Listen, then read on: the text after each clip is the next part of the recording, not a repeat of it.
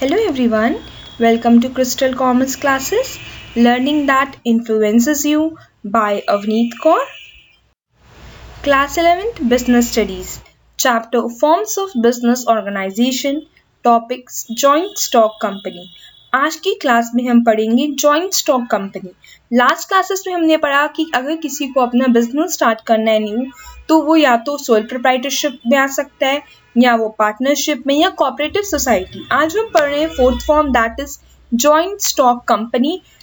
इसमें हमें पता चलेगा कि कंपनी होती क्या है, कैसे सेटअप होती है और क्या इसकी कैरेक्टरिस्टिक्स है। नेक्स्ट क्लास में हम पढ़ेंगे इसकी merits and demerits and types of different forms of company, that is public, private and one company. अगर आपने अभी तक मेरा channel like, subscribe and share नहीं किया है तो करना मत भूलिएगा। And yes, press the bell icon, कोई भी न्यू अपडेट आपसे मिस नहीं होना। Joint stock company, a company is an association of persons formed for carrying out business activities and has a legal status independent of its members। मतलब ये है कि company ऐसी ऑर्गेनाइजेशन है जहाँ पे डिफरेंट फॉर्म्स ऑफ पर्सन्स मिलके form करते हैं और एक बिजनेस एक्टिविटी को रन करने के लिए, और उस कंपनी का और उस फर्म कंपनी का जो लीगल स्टेटस होता है, प्लस वो जो कि इंडिपेंडेंट होता है अपने मेंबर से। अब इंडिपेंडेंट कैसे होता है अपने मेंबर से, लीगल स्टेटस का क्या यह सेंस बन रहा है, ये भी हम जैसे से आगे पढ़ेंगे तो कैरेक्टरिस्टिक्स में आपको और क्लियर होता जाएगा। Company can be described as an artificial person, ये की पॉइंट्स है और यही आपके कैरेक्टरिस्टिक्स हैं कंपनी की, कि वो कंपनी जो है एक आर्टिफिशियल पर्सन होता है, having a separate legal entity, उसकी एक अपनी एंटिटी होती है, एक अपनी पहचान होती है, perpetual succession and a common seal. ये फोर आपकी बेसिक कैरेक्टरिस्टिक्स हैं जो कि डिस्क्राइब करते हैं, जो कि बताते हैं ये कीवर्ड से, जिससे हमें पता चलता है कि हमें एक कंपनी की बात करना है। बिना लीगल एंटिटी के, perpetual succession and common seal के बिना कंपनी इनकम्प्लीट है। उसे कंपनी तभी बोल सकते हैं जब वो एक आर्टिफिशियल पर्सन है के फॉर्म में डिस्क्राइब हो रही है, सेपरेट लीगल एंटिटी है उसकी, perpetual succession and common seal. अब ये जो फोर कीवर्ड्स है इनको भी हम कैरेक्टरिस्टिक्स में डिस्कस करने वाले हैं डिटेल में। The company form of organization is governed by the Companies Act 2013। जो भी कंपनी फॉर्म ऑफ ऑर्गेनाइजेशन है उसे कौन रेगुलेट कर रहा है, गवर्न करते हैं, कंपनीज एक्ट 2013 के अंदर जो भी हमारे नॉर्म्स डिस्क्राइब हैं हम उसके अकॉर्डिंग अपनी कंपनी को रन करते हैं। As per section 2 subsection 20 of Act 2013, a company means a company incorporated under this act। इस एक्ट के अंदर जो कंपनी इंकॉर्पोरेट हुई है, another previous company law, और जो भी पहले के 1946 वाले जो हमारे प्रीवियस कंपनी लॉ थे उसके अंदर। The shareholders, मतलब ये है कि 2013 से पहले जितनी भी कंपनीज हमारी कंपनीज थी वो आती थी एज पर कंपनीज एक्ट 1946 के अंदर, और जब कंपनीज एक्ट 2013 रिवाइज होकर नया कंपनी एक्ट आया था तो उसके बाद से जितनी कंपनीज बनी वो किसके अंदर आती, कंपनीज एक्ट 2013 के अंदर। The shareholders are the owners of the company, while the board of directors is the chief managing body elected by the shareholders। जो कंपनी के ओनर होते हैं उन्हें हम बोलते हैं शेयर होल्डर्स। अब बात आती है कि शेयर होल्डर्स कौन होते हैं, ये भी हम पढ़ने वाले हैं। चीजों को थोड़ा आराम से समझिए, नए नए कीवर्ड्स होंगे, फर्स्ट टाइम पढ़ रहे हैं तो उसको पूरी वीडियो देखने के बाद आपको ये सारे कीवर्ड्स भी क्लियर हो जाएंगे, और आपको अगर कोई डाउट आएगा तो आप मुझसे कमेंट बॉक्स में कमेंट करके पूछ सकते हो। शेयर होल्डर्स कौन होते हैं, ओनर्स होते हैं, कंपनी के ओनर होते हैं, जबकि बोर्ड और डायरेक्टर्स जो होते हैं वो मैनेजिंग बॉडी होते हैं जो कि कंपनी को एक्चुअली रन करते हैं। और वो जो बोर्ड ऑफ डायरेक्टर्स है वो कौन कैसे सिलेक्ट होते हैं, वो होते हैं शेयर होल्डर्स इलेक्ट करते हैं, यानी कि प्रॉपर वोटिंग होती है, और जो वोटिंग में जो रिजल्ट्स के according board of directors appoint किए जाते हैं। Usually the owners exercise an indirect control over the business. Owners का इनडायरेक्ट कंट्रोल है, शेयर होल्डर्स का जो कंट्रोल है बिजनेस में वो इनडायरेक्ट है। The capital of the company is divided into smaller parts. Company की जो कैपिटल होती है उसको हम स्मॉल पार्ट्स में डिवाइड करते हैं, जिसे हम बोलते हैं शेयर्स। शेयर्स जो होते हैं वो बहुत इजीली ट्रांसफर कर सकते हैं एक पर्सन से दूसरे अनदर शेयर होल्डर पे, और वो किस तरीके से होता है इसका प्रैक्टिकल पोर्शन हम क्लास 12th में पढ़ेंगे, पर थ्योरी से आपको काफी कुछ क्लियर होने वाला है। जैसे से अभी पूरा टॉपिक कंप्लीट करेंगे हम 2 वीडियोस में, तो आपको पूरा पता चल जाएगा कि एक्चुअल कंपनी क्या होती है, शेयर होल्डर्स कौन होते हैं, बोर्ड ऑफ डायरेक्टर्स कौन होते हैं, किस तरीके की कंपनी होती है, आर्टिफिशियल पर्सन का क्या सेंस है, सेपरेट लीगल एंटिटी का, ये चीजें सब क्लियर होंगी। थोड़ा पेशेंसली इस वीडियो को सुनिए और समझने की कोशिश कीजिए। Features. Artificial person, a company is a creation of law and exists independent of its member. Company जो है वो लॉ के अंदर क्रिएट होती है, इंडिपेंडेंट ऑफ इट्स मेंबर्स, मतलब कि वो मेंबर्स पे डिपेंड नहीं करती, मेंबर्स आए कम ज्यादा कितने भी हो उससे कंपनी को फर्क नहीं पड़ता। लाइक नेचुरल पर्सन, जैसे कि किसी एक इंसान पे a company can own property, जैसे एक इंडिविजुअल, जैसे कि मैं अगर किसी प्रॉपर्टी को ओन कर सकती हूँ, ठीक उसी तरीके से कंपनी के नाम पे भी आप एक प्रॉपर्टी को ओन कर सकते हैं। जैसे मैं डेट्स इंकर कर सकती हूँ, ठीक उसी तरीके हम कंपनी के नाम से भी डेट्स को इंकर कर सकते हैं। हम बोरो मनी कंपनी के नाम पे कर सकते हैं। हम किसी कॉन्ट्रैक्ट में आ रहे हैं तो हम कंपनी के नाम पे आ रहे हैं। हम कंपनी को भी सू कर सकते हैं, हमारी कंपनी को भी कोई सू कर सकता है। बट कंपनी आर्टिफिशियल पर्सन ये है कि कंपनी ब्रीथ, ईट, रन, टॉक नहीं कर सकती जो एक नॉर्मल नेचुरल पर्सन कर सकता है, इसलिए इसको बोला गया ये आर्टिफिशियल पर्सन है। ये सारे काम अगर एज एन इंडिविजुअल मुझे किसी प्रॉपर्टी को ओन करना है मैं कर सकती हूँ, ठीक उसी तरीके से अगर कोई कंपनी अपने नाम से कोई प्रॉपर्टी परचेज करना चाहती है तो वो कर सकती, उसको हम बोलेंगे आर्टिफिशियल पर्सन। मैं कौन होगी, मैं artificial person, I am a natural person. ये डिफरेंस क्यों है, क्योंकि वो ईट, रन, टॉक जैसी चीजें जो नॉर्मल ह्यूमन बीइंग कर सकता है वो नहीं कर सकते, इसीलिए इसको बोला गया कि कंपनी कौन है, आर्टिफिशियल पर्सन है। Second point, separate legal entity. From the day of its incorporation, a company acquires an identity distinct from its member. जिस दिन कंपनी लॉ के अंदर हमारी कंपनी इनकॉर्पोरेटेड हो गई, जैसे रिलायंस कंपनी है, तो रिलायंस कंपनी की जो आइडेंटिटी एक अपनी डिफरेंट है उसके मेंबर से। हमें नहीं मालूम उसके कौन से शेयर होल्डर है, कितने मेंबर्स है, बट हाँ हमारी पहचान किससे है, रिलायंस कंपनी से है। Its assets and liabilities are separate from those of its owner. इस कंपनी की जितनी भी एसेट एंड लायबिलिटी है वो डिफरेंट है, सेपरेट है, किससे, उसके ओनर से। ओनर कौन, जो भी उनके शेयर होल्डर्स है। The law does not recognise the business and owners to be one and the same.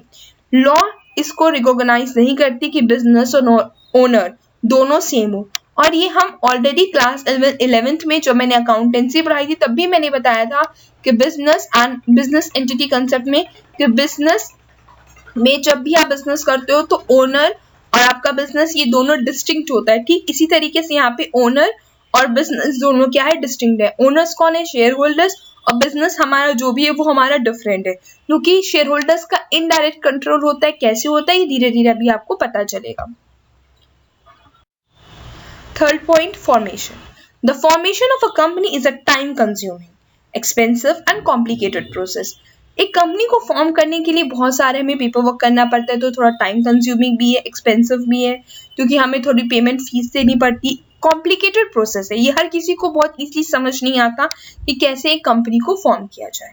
It involves the preparation of several documents and compliance with several legal requirements before it can start functioning.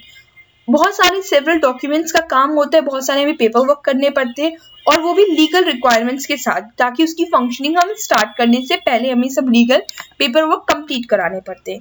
Incorporation of the company is compulsory under the companies act 2013। 2013 के अंदर, company act 2013 के अंदर अगर आपको किसी भी तरीके की कंपनी स्टार्ट करनी है तो आपको इनकॉर्पोरेशन, मतलब आपको कंपनीज एक्ट के अंदर इनकॉर्पोरेट कराना पड़ेगा। आपको प्रॉपर लीगल डॉक्यूमेंट्स के फ्रेम करा के कंपनीज एक्ट के अंदर परमिशन लेके आप कंपनीज एक्ट में इनकॉर्पोरेट कराने के बाद ही अपनी कंपनी को रन कर सकते हैं। जैसे कि हमने जब सोल प्रोप्राइटरशिप पढ़ी तब हमें मालूम था कि गवर्नमेंट का कोई रोल नहीं, कोई लीगल एंटिटी नहीं है कि हमें किसी प्रोसीजर फॉर्म को फिल करने के बाद इनकॉर्पोरेट होके इनकॉर्पोरेशन के अंदर आके किसी लॉ के अंदर तब सोल प्रोप्राइटर बिजनेस स्टार्ट करना है, तो ऐसा नहीं था। वहां पे आप इजिली एंट्री एग्जिट कर सकते थे अपने बिजनेस को। पार्टनरशिप में हमने देखा कि कंपलसरी नहीं है, ये आपके पास चॉइस होती है कि आप ओरल और रिटर्न लोगे। ठीक उसी तरीके से कंपनी तब तक स्टार्ट नहीं हो सकती जब तक आप इसको इनकॉर्पोरेट नहीं कराओगे। इनकॉर्पोरेशन कंपनी नहीं होगा। कंपनीज एक्ट 2013 और any of the previous company law as stated earlier, जो कि 1956 के अंदर जो कंपनीज एक्ट हमारी आती है, जब पहले कंपनीज एक्ट 1956 के अंदर कंपनीज रन हो रही थी ना, तो उसके अंदर होना चाहिए। आफ्टर जब इसका अपडेट होने के बाद रिवाइज्ड हुआ कंपनीज एक्ट 2013 में नए नॉर्म्स आए, तो उसके बाद 2013 के बाद जितनी भी कंपनीज आई हैं हमारी कंट्री में इनकॉर्पोरेट हुई हैं, वो सब किसके अंदर आती हैं? कंपनीज एक्ट 2013 के अंदर। Such companies which are incorporated under Companies Act 1956 or any law shall be included in the list of companies. Fourth point, perpetual succession. A company being a creation of the law can be brought to an end only by law. अगर एक company को start करने के लिए हमें creation of law की जरूरत है, बिना लॉ, बिना रजिस्ट्रेशन, बिना इनकॉर्पोरेशन के जब हम नहीं बिजनेस को रन कर सकते, कंपनी को रन कर सकते हैं, क्रिएट कर सकते हैं, तो अगर हम उसकी कंपनी को बंद करना चाहते हैं तो भी हमें प्रॉपर रूल्स को फॉलो करके ही करना है। It will only cease to exist with the specific procedure for its closure called winding up is completed.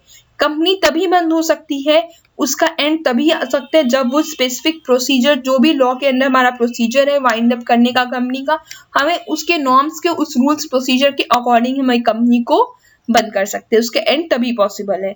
Members में कम में go but the company continues to exist. Member आए जाए जैसे भी हो, आज कोई है कल कोई है, कोई प्रॉब्लम नहीं, पर कंपनी एग्जिस्ट करेगी।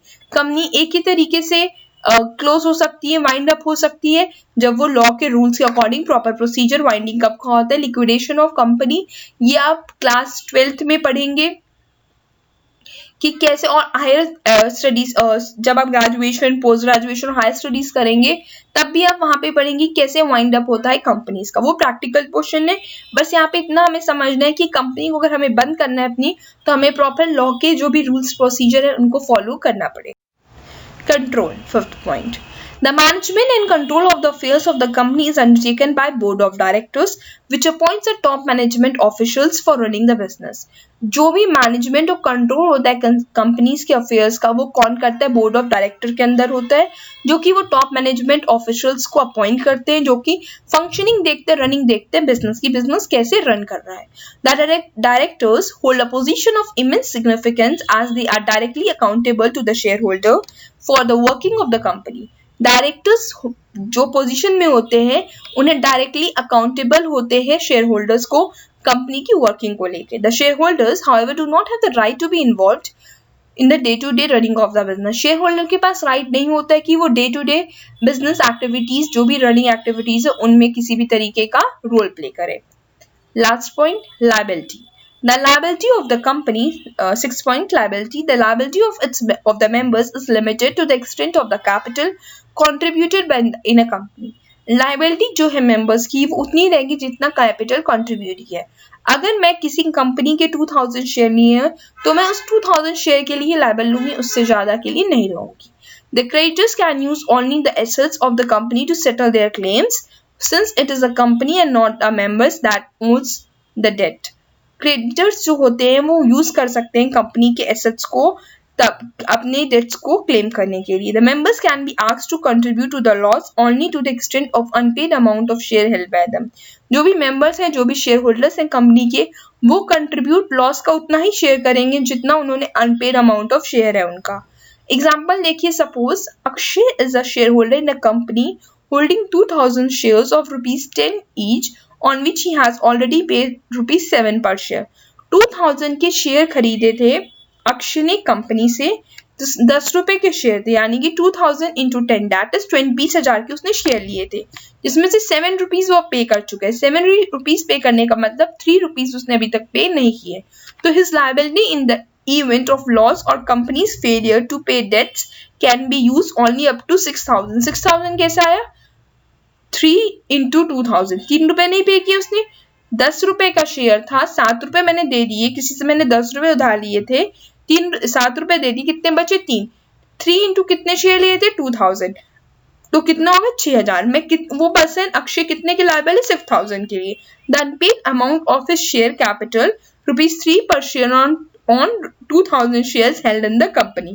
Beyond this, he is not liable to pay anything towards the debts or losses of the company. मैं उतने के लिए ही लायबल हूँ जितना पैसा मुझे देना है। अगर मैं कह रही हूँ मैंने 2000 के शेयर लिए हैं, 10 रुपए के, तो मैं उतने ही पैसे के लिए लायबल हूँ, मैं उससे एक्स्ट्रा 1 रुपए के लिए भी लायबल नहीं हूँ अगर लॉस हो जाए। मान लो मैंने किसी शॉप से वो लिया था, उधार लिया था, डेट लिया था 10,000 का, अगर वो बिजनेस डूब रहा है या उस बिजनेस की पोजीशन बहुत खराब है फाइनेंशियल, और मैं कितने के लिए लायबल होंगी, मैं सिर्फ वो 10,000 जो मैंने उनसे उधार लिया था उतना ही पे करने के लिए लायबल होंगी, उससे ज्यादा नहीं। ठीक इसी तरीके से एक एग्जाम्पल दिया है मैंने आपको ताकि थोड़ी सी चीजें क्लियर हो जाए। बाकी जब आगे हम प्रैक्टिकल पोर्शन में आएंगे तो आपको ये चीजें और क्लियर होती जाएंगी, और जैसे ही टॉपिक एंड में आएगा तब तक आपको काफी और अच्छे से चीजें क्लियर हो जाएंगी। 7th point, common seal. A company may और may not have a common seal. एक कंपनी की अपनी सील हो भी सकती है और अपनी सील नहीं भी हो सकती है। If a company has a common seal, it must be affixed to the document such as agreements of the company.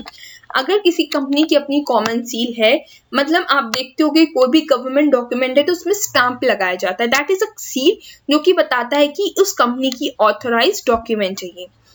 It must be affixed to the document, वो उस एग्रीमेंट के साथ अफिक्स्ड किया जाएगा। If a company does not have a common seal, अगर company की कोई अपनी कॉमन सील नहीं है, कोई स्टैंप नहीं है उनका, then the person signing the document should be authorised by a board's resolution.